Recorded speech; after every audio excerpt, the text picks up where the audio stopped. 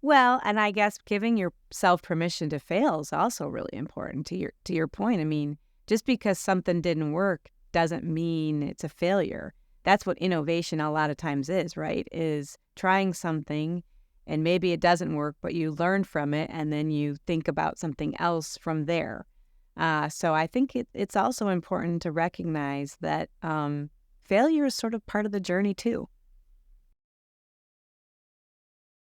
This episode is brought to you by Green Skies Analytics, an audit analytics service provider that works with internal audit departments that have data analysts and are still frustrated with trying to make analytics actually work, aren't getting the expected ROI, who can't break through the communication barrier between the analysts and the audit team, and those that need experienced direction for an audit analytics strategy and process. Those that feel like they've wasted time and money on trainings, aren't getting the value they want, not prioritizing the highest risk areas for the organizations, or have projects that seemingly never get completed. Do you deal with any of that? If you do, go to the show notes of this episode and click the Green Skies Analytics link, or go to greenskiesanalytics.com to schedule a call and understand how Green Skies Analytics makes analytics actually work for internal audit.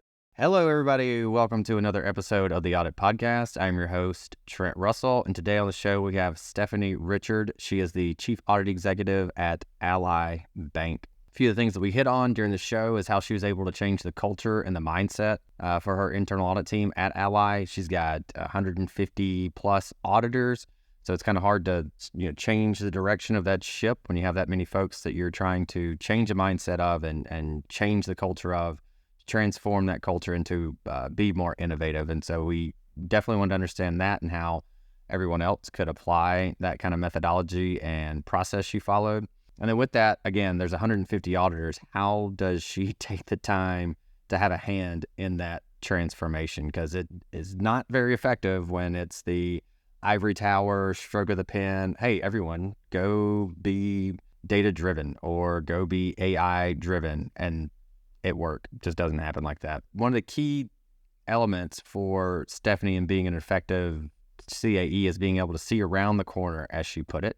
And so we want to understand exactly how she does that, as well as get her advice for any current or aspiring CAEs, how they could be more effective and more efficient in their job.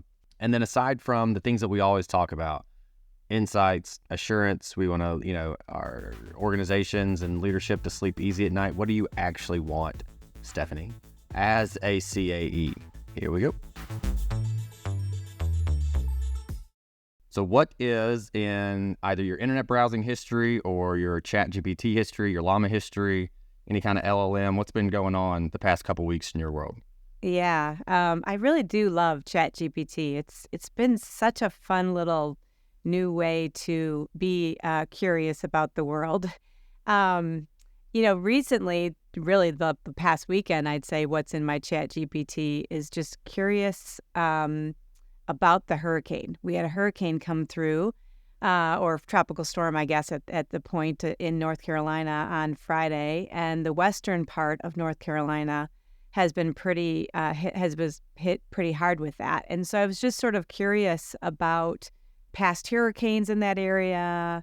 When was the last time they were hit, or when was last time Charlotte, North Carolina, where I live, was hit. So I was just really curious about all the different hurricanes that have come through and the different impacts that the surrounding towns have sort of felt.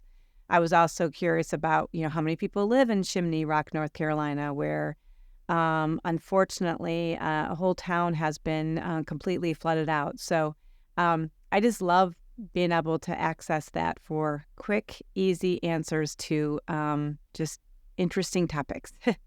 And I think you said it twice, and I think it's probably the most important thing, and it's one of the qualities, the traits, when I ask people, like, in an auditor, what quality or trait, and curiosity has always been one that I went, yeah, if I had to pick, that would be it. And I think it's even more important with, like, a ChatGPT or an LLM, because the answer to pretty much any question you would ever have is now there immediately. You just have to be curious enough to ask it. And so I'm glad. I think two Yeah. different times you're like, I was curious about. I think Yeah. that's a good way to look at it and go, if you're curious about something, go this way of doing that.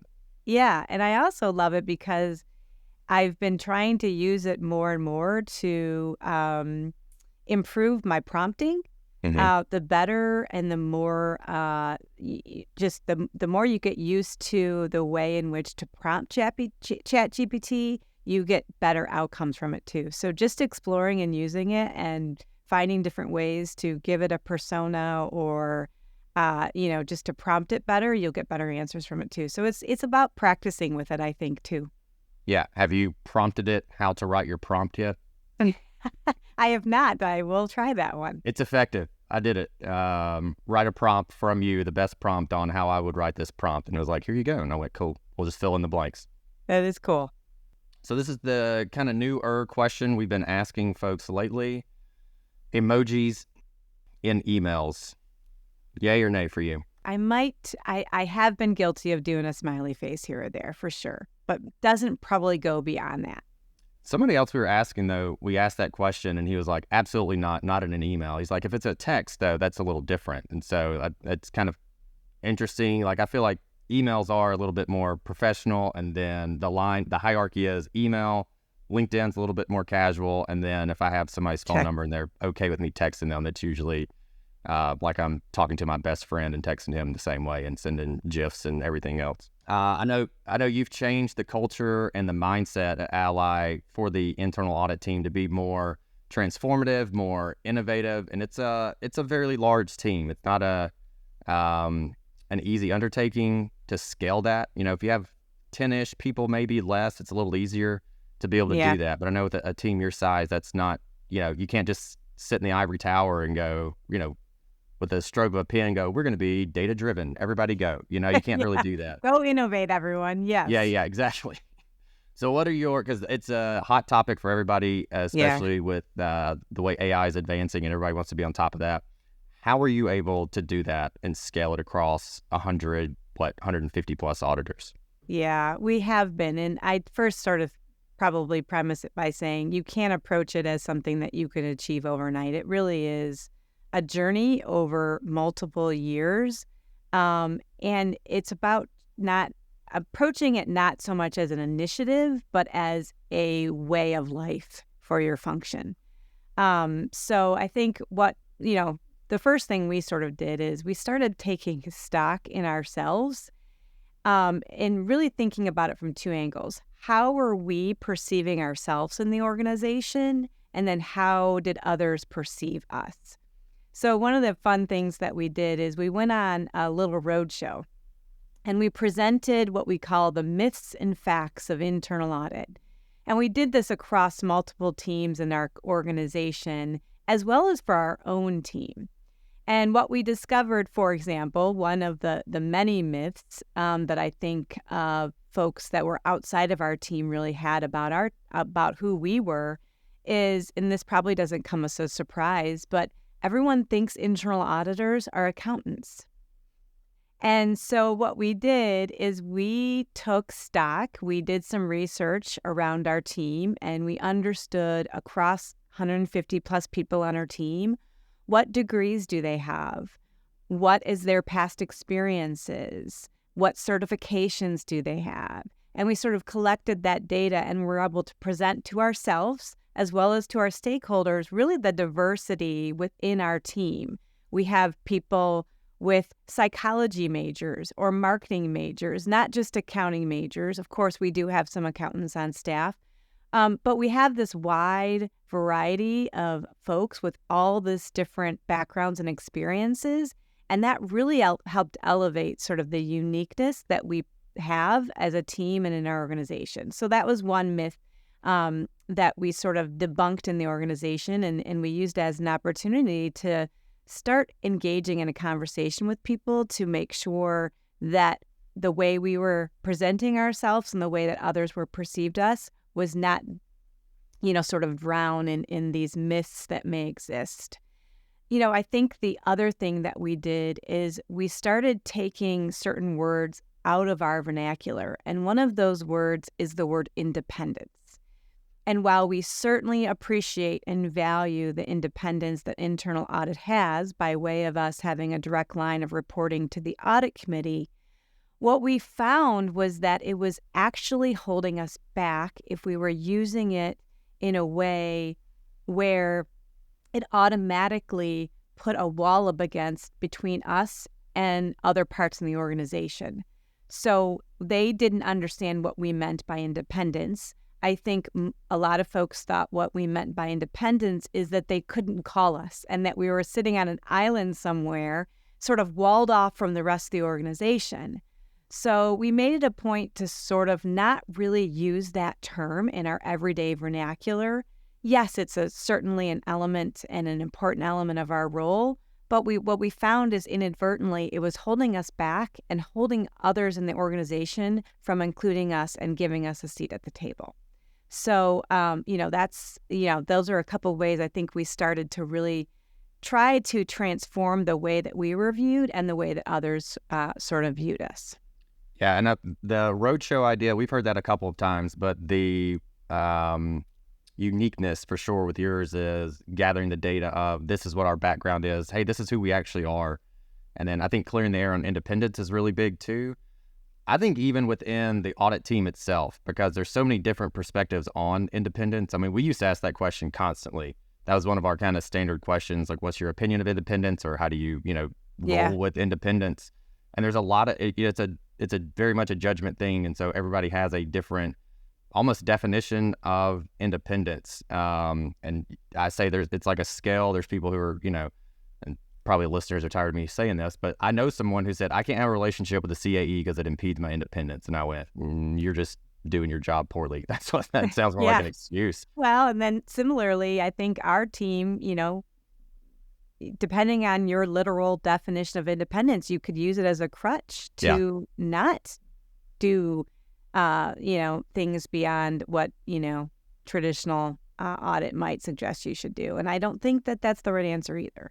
Yeah. So I think even just as a team, everybody going, this is what we like as a team, this is our approach to independence and kind of like how we define it. I think that's really good. I've probably shared this story a couple of times too, just on the perception of audit. I was at my sister-in-law's 40th surprise birthday party. And like, I didn't, it was her friends. I didn't really know, a lot of them. So just the typical, hey, what do you do? I do this, whatever. So this one guy came up to me and just shooting the breeze. And he's like, what do you do? And I started to roll my eyes. Like, I already know this is not going to be received very well. So I was like, I do analytics with internal audit departments. And like, Stephanie, I'm not joking. He put his hand on my shoulder and he went, nope. And he just turned around and walked away. No, he didn't even want to be friends with you. Not even like casual conversation. He came back and he's like, hey, he's like, I'm joking with you, but he's in some kind of real estate or something. He's like, I get audited constantly. And I was like, well, that's not really what I do. And then this is what we actually do and why it's, we support the strategy. And he went, oh, that's way better than what, the auditors basically that I deal with. So we have I think kind of a critical role to change the perception of internal audit to what it actually is, as opposed to the bean counters or the we're going to tattletale on you, kind of the corporate police function is the other myth I think that we often get. Right. All right. So I know in doing this, you're not ivory tower, go do all this stuff. You're very involved with it. So how do you carve out the time for your 150 plus auditors to have a hand in that transformation? Yeah, a couple things. I think the great part about internal audit relative to maybe some other functions in the company is we have a really good handle on how and where people are spending their time. Because in order for us to strike an audit plan, we need to have an understanding of how many hours each audit's going to take or we anticipate it's going to take. And then as much as it can be a bit of a pain at times, we ask our team to sort of track their time. And we're not doing that from the standpoint of sort of policing our organization, but more so from the standpoint of we want to make sure that we have the right resources, the right number of resources, and that we can have confidence that we can complete the audit plan on an annual basis. But what we did is we said, let's lean into that and also carve out time for what we called our strategic transformation efforts. So about 5 years ago, when we struck our audit plan, we purposely allocated a certain number of hours out of that plan to dedicate team time for strategic transformation. And we did that across the entire team. So we didn't just create some centralized team, say within our practices group, that was responsible for transformation, and then everybody else just executed audits.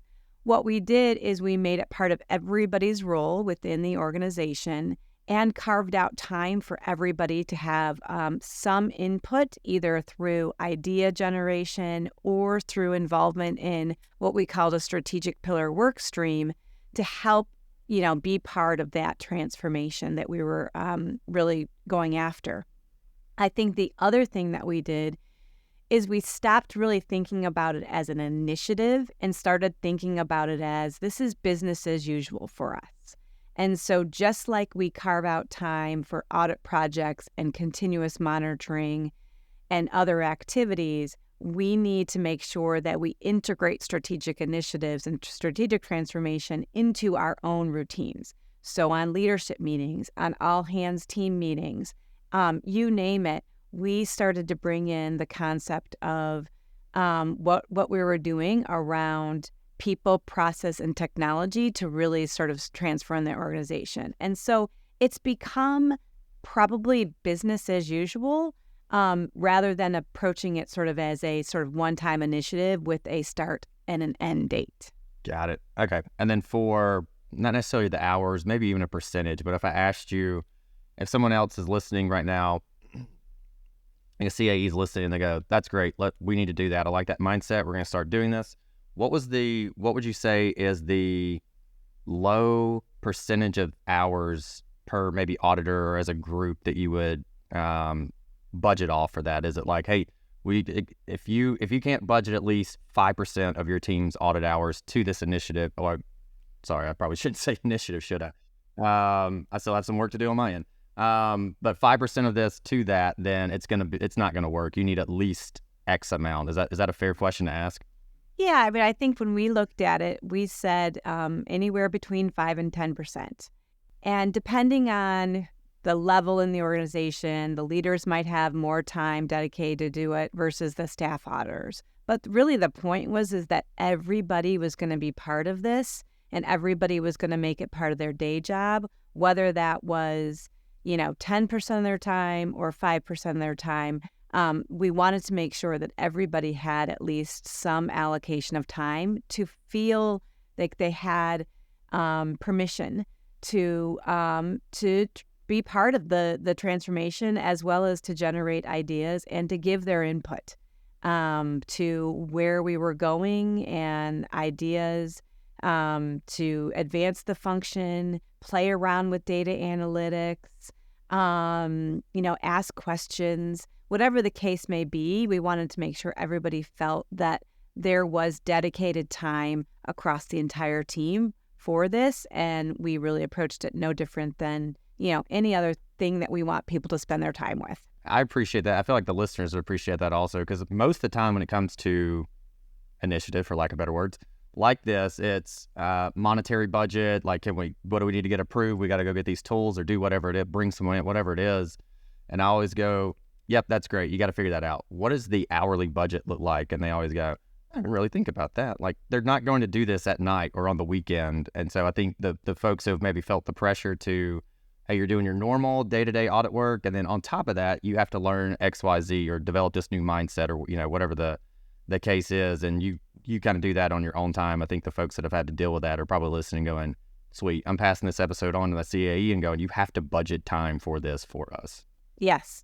And I think you also have to approach it. I said this earlier, but I think you also have to approach it as an entire organization. Mm-hmm. You can't just have a couple of people that are responsible for this and then they dictate everything down to the audit, function and the rest of the audit team. I think for it to be a true cultural transformation, it has to be everybody has some role in it to play. Okay. And outside of that, the transformative piece, I know you said one critical piece to being an effective CAE, like we talked about curiosity earlier as a trait.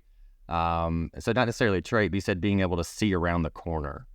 Yeah, it's a term that we actually use here at Ally a lot, is seeing around the corner. And what it really means is anticipating risks. In our world, it's anticipating risks or seeing something emerging that is on the horizon and then making sure that, we're thinking about that as we execute our work, and provide assurance, but also as we think about ourselves and our own transformation journey.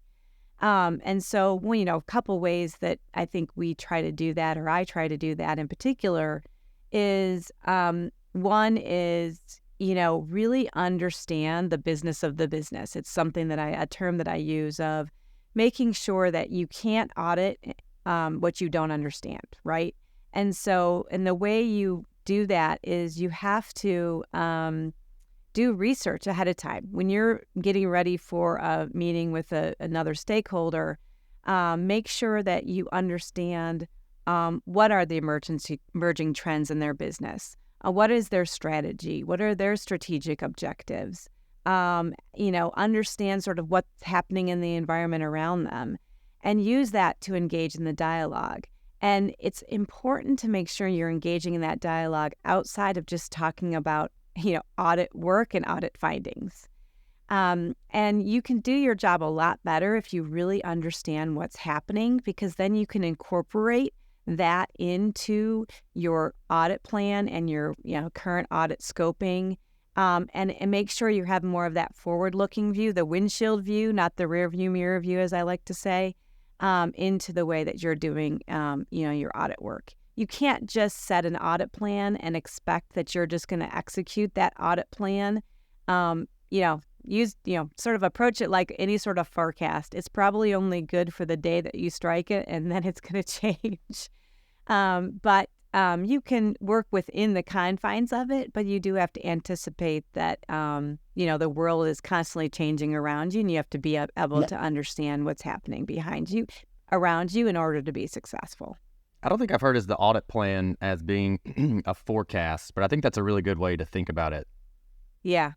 Yeah, it's your best guess at any point in time, but you're going to constantly refresh that with new information as it comes your way.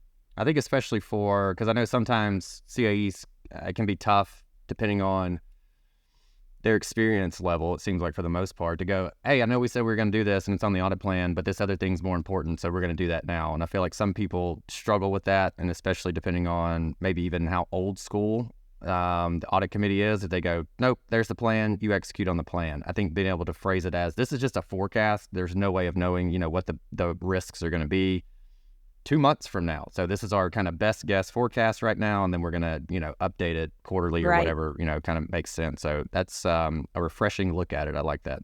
Yeah, I mean, that's part of the transformation journey too, is getting people out of the mindset that you have to kind of create a plan and stick to it, and not be mindful of the things that are sort of happening around you. I feel like there's current or aspiring CAEs that they're listening. That's already a great takeaway for them as to, hey, maybe we look at the audit plan as a forecast. But what other advice would you give to current or especially maybe aspiring CAEs? Right. Yeah, this is probably not all that new or profound, but I'd say, it's really about relationships, right? Being an internal audit and a chief audit executive is more about relationships than it is about compliance. And you have to spend the time to build those relationships and understand what your stakeholders are worried about, what's keeping them at night, how you can help them. I think the other thing is that if you want stature in the organization, it doesn't just come because of the way the org chart is displayed. In other words, because we have to have a seat at the table doesn't automatically give us stature at the table. And so I think that you have to be able to first understand the business of the business so that you can ask insightful questions. You can offer advice and opinion, and be able to think on your feet in the middle of a discussion to offer those insights. So it's not enough just to have a seat at the table. You have to earn it and keep your seat at the table. So aside from all the stuff that we typically hear that we have to offer, or CAEs feel like they have to offer, insights, assurance, my executives and management sleeping easy at night, of all that, what do you actually want as a CAE? besides an open checkbook for unlimited resources. Yeah.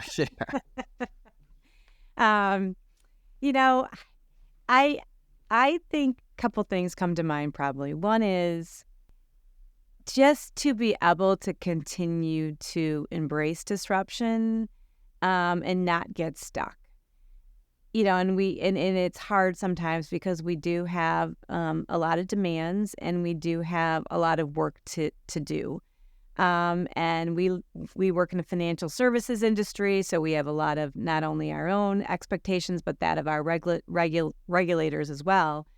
And so it's easy to sort of put innovation on the back burner because, when all these other things are coming at you and you have all these other priorities and stakeholders and people need this and that, it's easy to put that on sort of the back burner. And so I guess as a CEA, what I want to be able to do is make sure that we don't get stuck or we don't put that on the back burner and that we can continue on this journey and keep pace with the world around us, the technology advancements, and kind of skill our workforce for that sort of current and future state as well.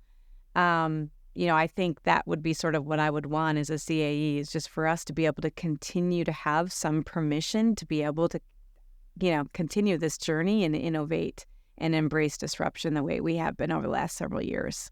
I like the way you stated that. I'm curious for, like, with these types of, again, lack of a better word, initiatives. I think when it hits is when it becomes a habit for the team. And so it's a little different to begin with from their day to day, but then gradually it just becomes a habit and that's just kind of part of it. How long would you say, not necessarily like how long did it take before this was effective or before you saw some ROI on it or something like that? How long do you feel like before it was a habit of the team to have this mindset, this transformative mindset? You know what I mean? So instead of just like feeling like, hey, we got to keep pushing this thing down their throats almost, like, nope, this is our day to day. We get it. That's who we are now. Yeah, I would say probably 3 years. Yeah. I mean, in the grand scheme of life, that's still a very short period of time, right? But yeah, I'd say, a good solid 3 years to sort of get it just what I call more in our DNA, right? And just make it just part of our regular conversations, our regular interactions with ourselves and our stakeholders, regular discussions with the audit committee, you name it. It's sort of, but then when it happened, when we sort of like look back and you say, well, when did that sort of happen? It really then has taken off tremendously, right? Because it was no longer something that we had to, like you said, force down people's throats or keep hammering home. It would just sort of happen naturally. And then, boy, to watch the juices flow and the ideas generating and people coming to us and asking us, well, how did you do that? Or how can we, lean into what you've done? It's been incredible to sort of see that all of a sudden that light bulb almost click on.